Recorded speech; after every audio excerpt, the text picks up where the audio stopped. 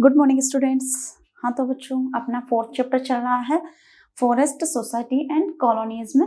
इसका अपन 4th ही जो है लेक्चर अब अपन शुरू करने जा रहे हैं। तो देखो बेटा, इसमें क्या था, इसमें ऐसा है, अपनी जो हेडिंग है वो इस तरह से है कि how were the leaves of people affected.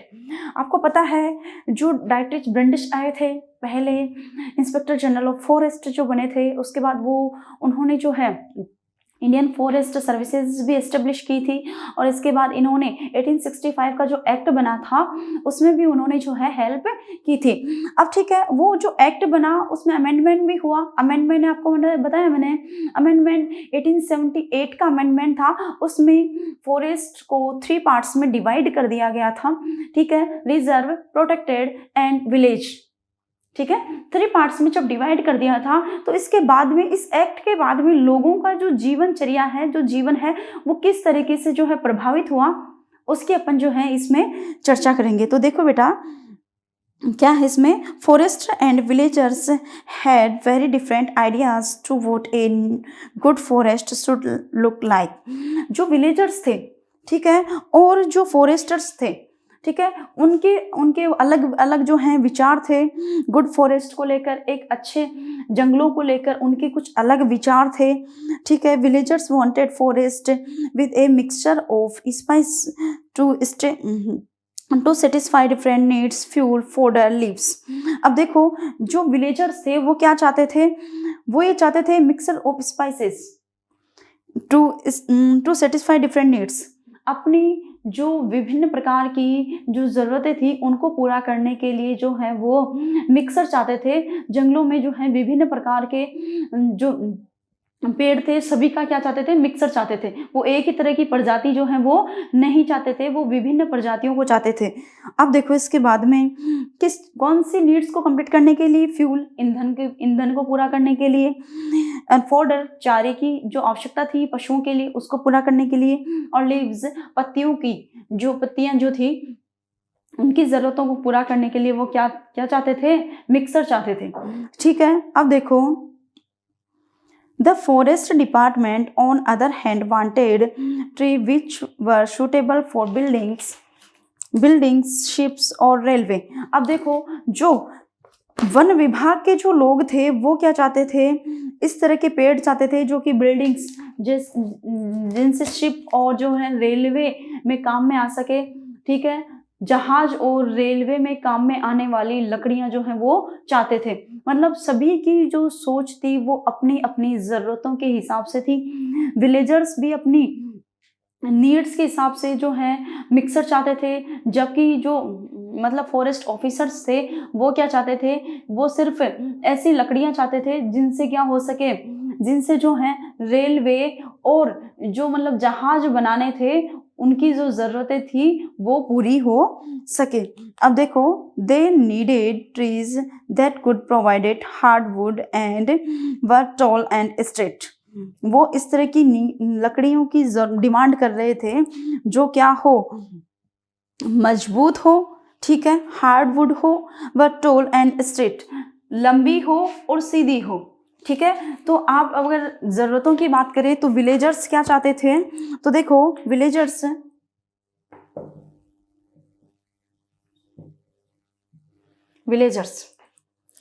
Wanted, ये चीज आपको ध्यान में रखनी है, विलेजर्स क्या चाहते थे और फॉरेस्ट ऑफिसर्स क्या चाहते थे।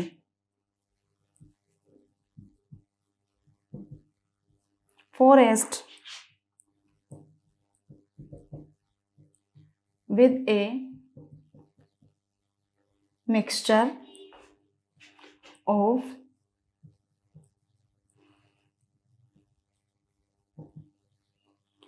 species to satisfy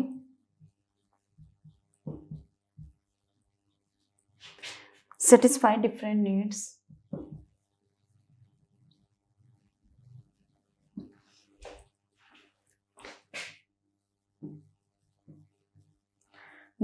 needs, जैसे कि fuel,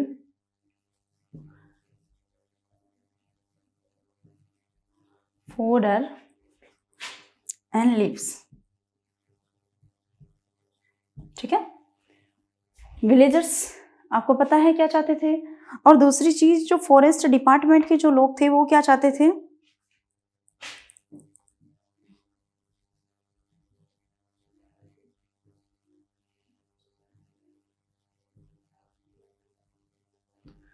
forest department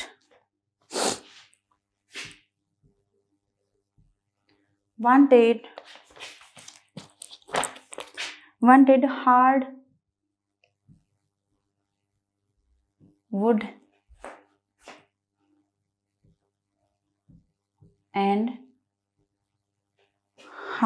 and were tall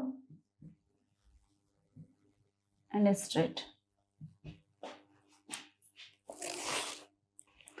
Hard, 1 minute.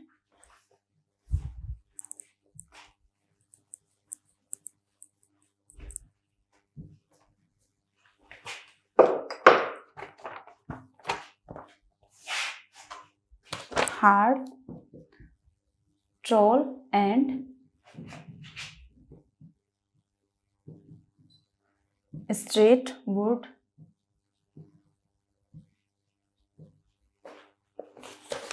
for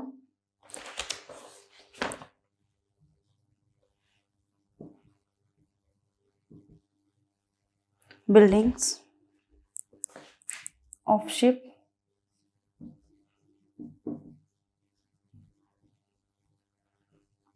and railway. Okay, ये आपको दोनों चीजें ध्यान में होनी चाहिए कि दोनों की ज़रूरतें अलग अलग थी, दोनों की ज़रूरतें अलग अलग थी।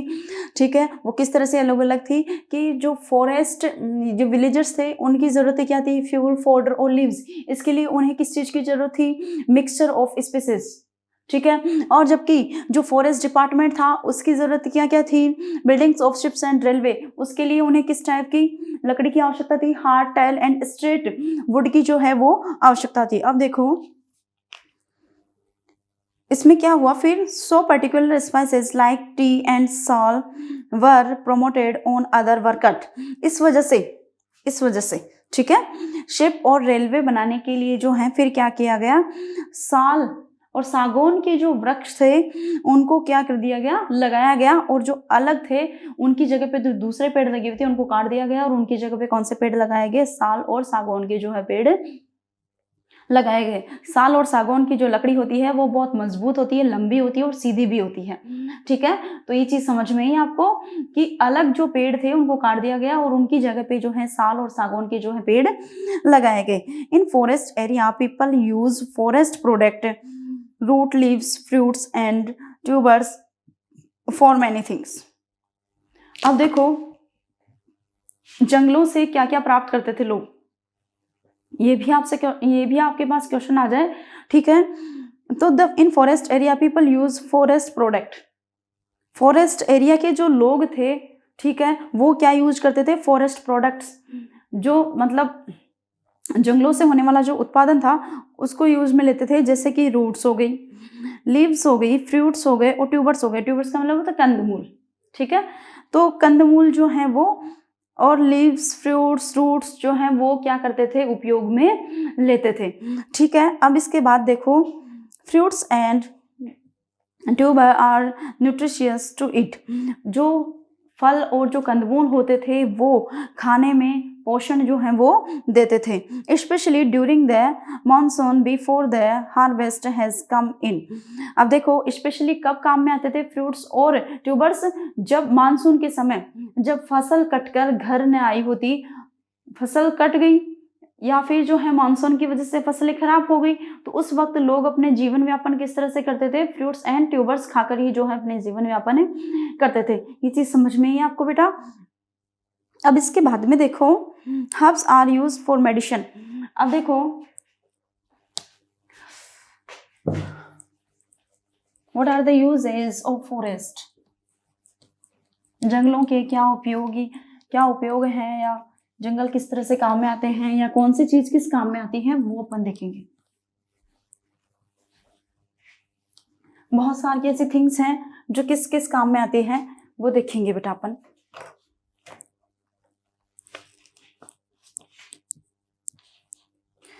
फ्रूट्स एंड ट्यूबर्स आर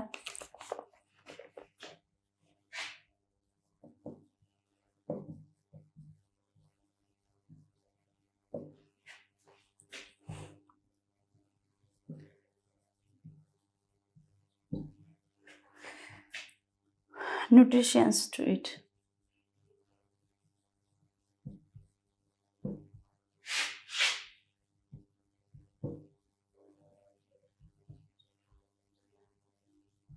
ठीक है, इसके बाद में देखो herbs,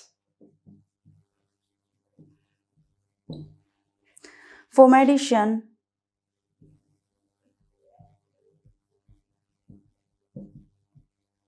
okay, herbs for medicines, wood for agriculture,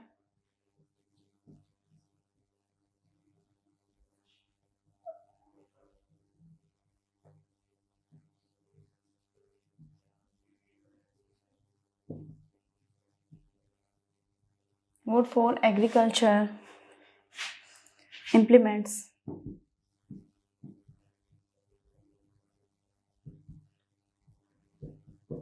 means like yokes and plow.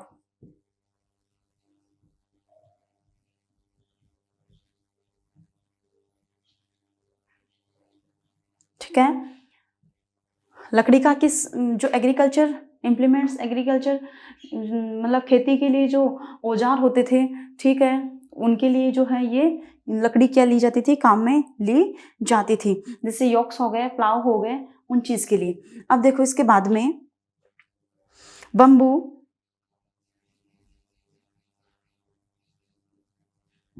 Bamboo का क्या यूज होता था,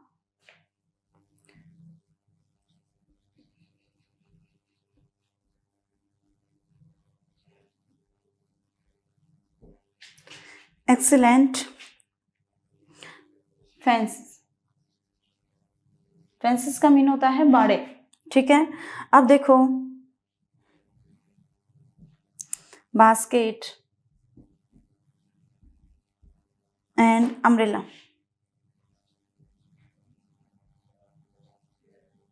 ये किसके यूज थे, बम्बू। बम्बू से क्या क्या बनाए जाते थे, एक्सीलेंट फेंसेस, फेंसेस का मीन होता है बाड़े, बास्केट आप जानते हो सभी, और अम्ब्रेला, अम्ब्रेला भी आप जानते हो। इसके बाद में देखो dried scooped out gourd can be used a portable water bottle. ये जो ड्राइड स्टूप्टेड मतलब होता है, कोठरा सा बना हुआ होता है, ठीक है, जो किस काम में लिया जाता है, जैसे अपन पानी की जो बोतल लेते हैं, सूखा हुआ जो कोठरा होता है उसमें पानी डाल देते थे पीने के लिए, तो वो पानी की बोतल की तरह जो है काम में लिया जाता था। ठीक है, सूखा हुआ एक कोठरा सा होता था, उसमें पानी डाला जाता था, ठीक है, और उसको पीने के काम में लिया जाता था। तो कहीं भी जाते थे तो उस सूखे हुए कोठरे में पानी डाला और उसको साथ ले जाते थे, तो वो पानी की बोतल की तरह जो है काम करता था। इसके बाद में देखो almost everything is available in forest, सभी प्रकार की जो चीज़ें थी वो कहाँ पे उपलब्ध थी, फॉरेस्ट में, जंगल में उपलब्ध थी। Leaves can be stretched together to make disposal plates and cup, पत्तियों को एक दूसरे से जोड़कर क्या बनाए जाते थे, डिस्पोजल बनाए जाते थे, प्लेट्स बनाई जाती थी और कप बनाए जाते थे। अब देखो siadi creeper can be used make rope, सियादी की जो मतलब पत्तियां होती थी, सियादी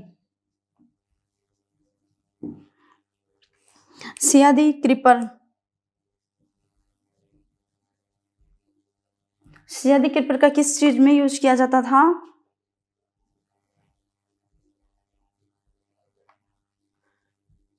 रस्सी बनाने में। सियादी की जो पत्तियां थी या बेलें जो थी, ठीक है, बेलों से क्या बनाई जाती थी, रस्सी बनाई जाती थी।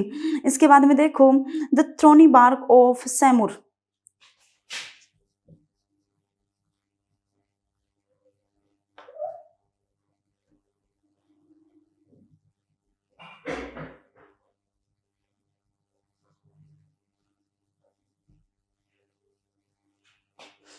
ऑफ सैमुर,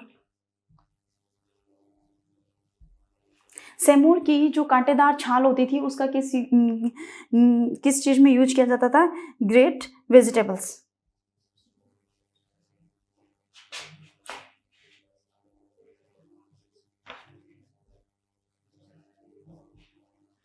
सब्जियां छीलने में। सेमूर की जो कांटेदार छाल होती थी उसका किस चीज में यूज लिया जाता था, ग्रेट वेजिटेबल्स का मतलब होता है जो सब्जियां होती थी उनको छीलने में इसका जो है यूज किया जाता था। Oil for cooking and light lamp can be pressed from the fruit of mahua tree.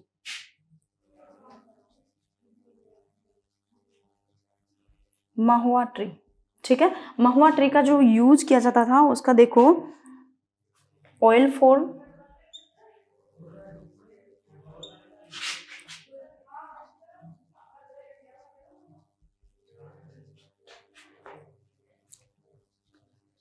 And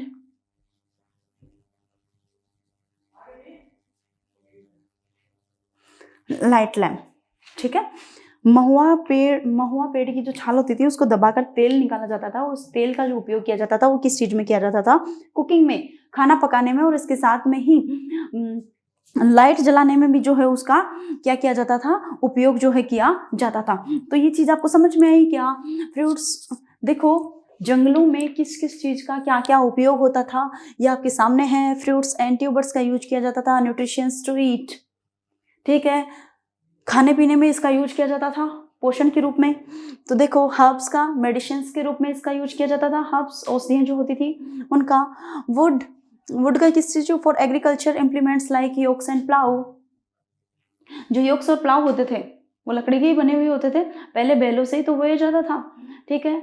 पहले तो मतलब प्लाउ लेकर आदमी खुद ही जो है वो जोतता था। तो प्लाउ किससे बने हुए थे? लकड़ी के बने हुए होते थे, ठीक है। बम्बू का किस चीज में यूज किया जाता था? Make excellent fences, baskets, umbrella, ठीक है। ये सब बनाने में किसका यूज होता था? बम्बू का। सियादी क्रीपर, सियादी की जो मतलब बेलें होती थी, छाले होती थी, उनसे क्या बनाई जाती थी? रस्सी बनाई जाती थी, ठीक है।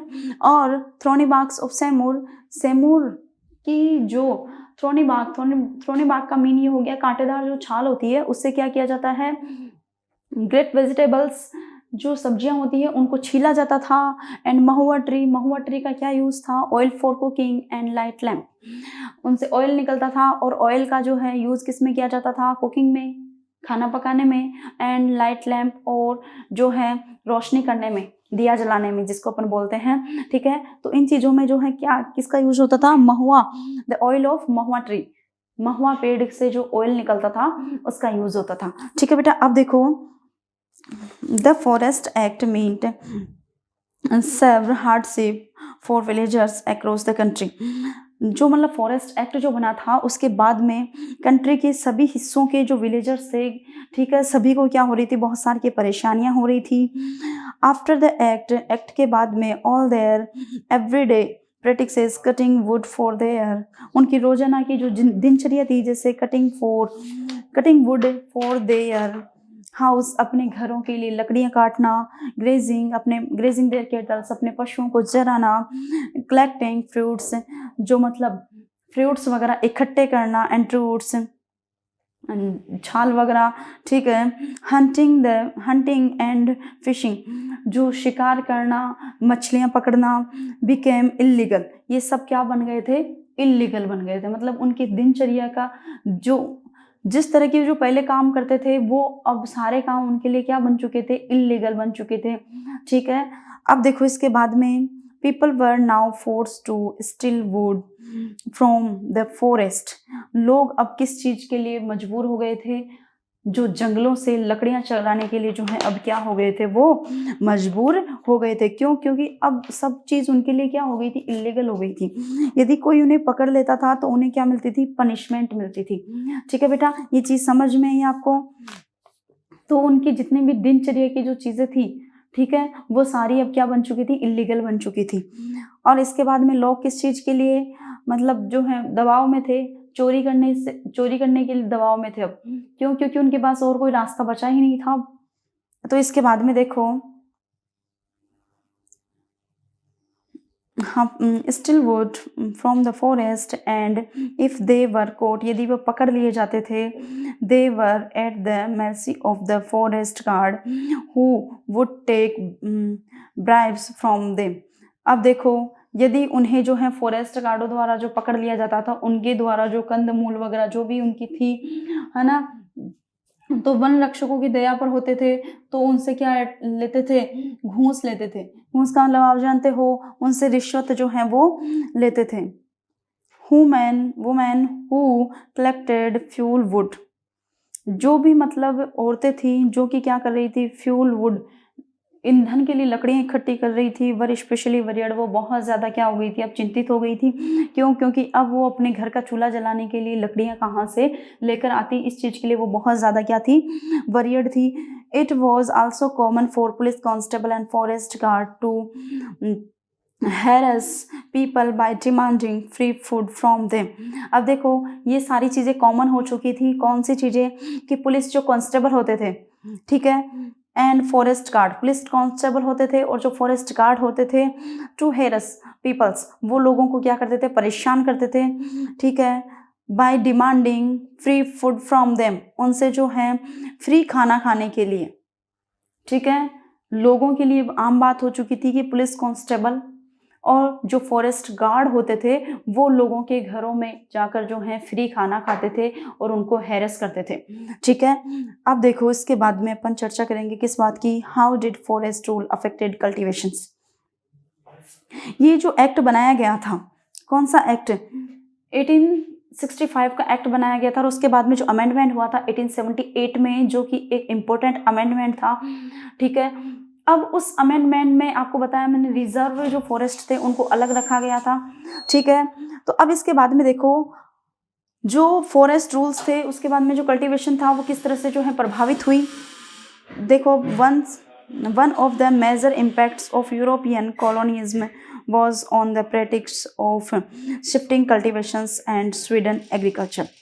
अब देखो one of the major impacts, जो मतलब European colonialism was and the practice of shifting cultivation. Shifting cultivation का मतलब होता है घुमंतु कृषि, ठीक है, एंड स्वीडन एग्रीकल्चर, उसे ही स्वीडन एग्रीकल्चर भी बोलते हैं, ठीक है। तो इस पर बहुत ज़्यादा जो है क्या पड़ा, प्रभाव जो है इस चीज़ का पड़ा। कौन सा एक्ट का, 1878 का जो एक्ट था उसका, जो मतलब शिफ्टिंग कल्टीवेशन और स्वीडन एग्रीकल्चर है, दोनों के ऊपर ही जो है यूरोपियन कॉलोनिज्म का क्या पड़ा, बहुत ज़्यादा जो है प्रभाव पड़ा। This is a traditional agriculture practice in many parts of Asia, Africa and south America. This is a traditional agriculture, ये एक पारंपरिक कृषि का तरीका है। कहाँ पर? In many parts of Asia, Asia के बहुत सारे के पार्ट्स में, इसके अलावा अफ्रीका एंड साउथ अमेरिका, बहुत सारी की जगह पर ये क्या है, एग्रीकल्चर का ये एक सबसे परंपरागत तरीका है खेती करने का।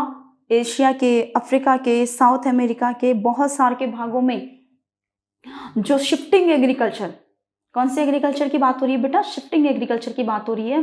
कि शिफ्टिंग एग्रीकल्चर जो है बहुत सारे के महाद्वीपों में, जैसे कि एशिया महाद्वीप के भी बहुत सारे के देश ऐसे थे, वहां पे सबसे ज्यादा ट्रेडिशनल जो मेथड था वो शिफ्टिंग एग्रीकल्चर ही था, ठीक है। अपने भारत में भी यदि एग्रीकल्चर का सबसे ट्रेडिशनल मेथड अगर देखें तो कौन सा है, शिफ्टिंग एग्रीकल्चर है, ठीक है। तो ये परंपरागत तरीका था। It has many local names such as landing in Southeast Asia, milpa in Central America।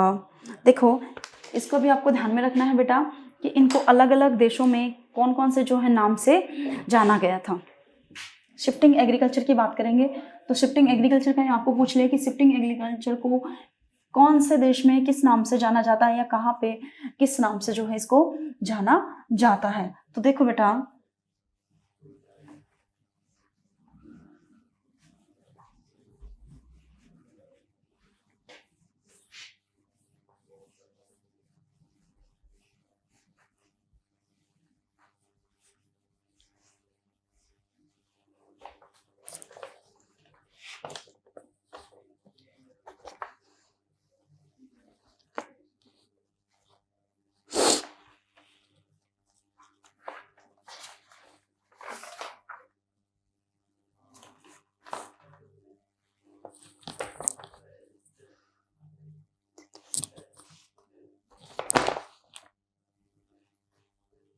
देखो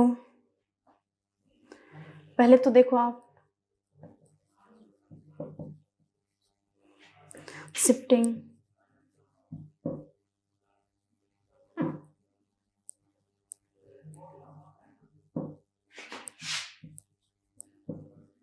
शिफ्टिंग कल्टीवेशन, ठीक है। अब देखो इसमें ladang in South East Asia,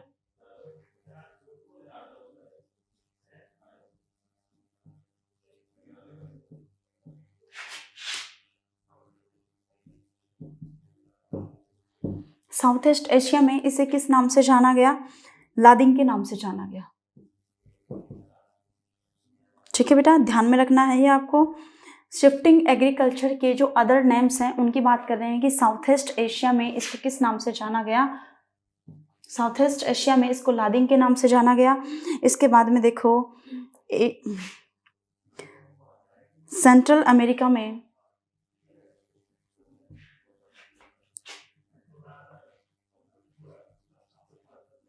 central America में इसको किस नाम से जाना गया? मिल्पा के नाम से जाना गया, ठीक है। इसके बाद में देखो चितमैन और तावी इन अफ्रीका में इसको किस नाम से जाना गया बेटा? चितमैन और तावी।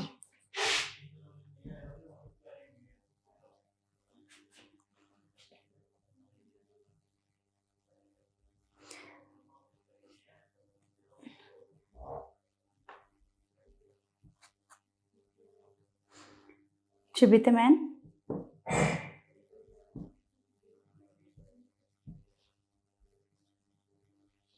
या इसे तावी भी इसको यहाँ पे कहा गया।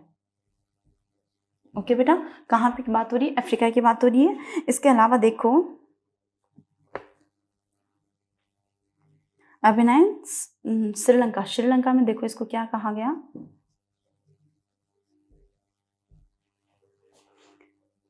श्रीलंका में इसको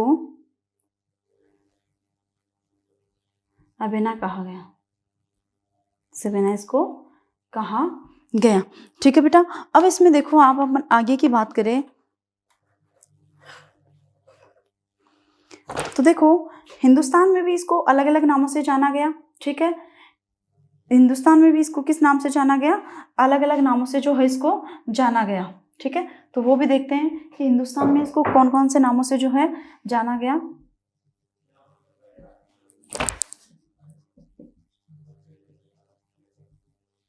हिंदुस्तान में इसको बहुत सारे के नामों से जाना गया, जैसे कि इन इंडिया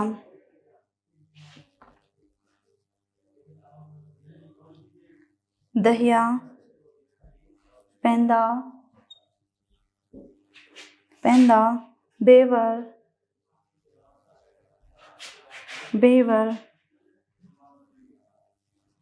नेवार, झूम, पोदू,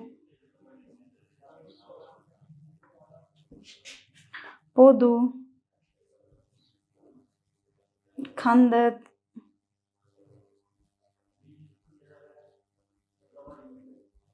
खंदाद एंड कुमरी। ये जो है हिंदुस्तान में, आपसे यही पूछ ले हिंदुस्तान में जो शिफ्टिंग कल्टीवेशन है उसको किस नाम से जाना जाता है? तो दो नाम बताओ। तो दहिया, पेंदू, बेवर, नेवर, झूम, पोंदू, खंडवा एंड कुमरी, इस नाम से जो है यहाँ पे जाना गया। अब आपसे पूछ ले साउथ ईस्ट एशिया में शिफ्टिंग कल्टीवेशन को किस नाम से जाना जाता है? लादिंग के नाम से। सेंट्रल अमेरिका में किस नाम से जाना जाता है? मिल्पा के नाम से जाना जाता है। अफ्रीका में चितमैन या तावी के नाम से इसको जाना जाता है। श्रीलंका में इसको चेना के नाम से जाना जाता है। और हिंदुस्तान में इसके बहुत सारे के नाम है, जो कि दहिया, पेंदा, बेवर्ण, झूम, पोंदू, खंदाल एंड खुमरी जो है इसको अन्य नामों से जाना जाता है। अब देखो शिफ्टिंग जो कल्टीवेशंस है उसमें देखो क्या क्या होता है, वो अपन जो है बेटा नेक्स्ट वीडियो में बात करेंगे। ये तो आपको ध्यान में चले गया कि शिफ्टिंग कल्टीवेशन को जो है किस नाम से जाना जाता है। अब शिफ्टिंग जो कल्टीवेशन होती है उसमें होता क्या है वो अपन नेक्स्ट वीडियो में देखेंगे बेटा। Have a good luck.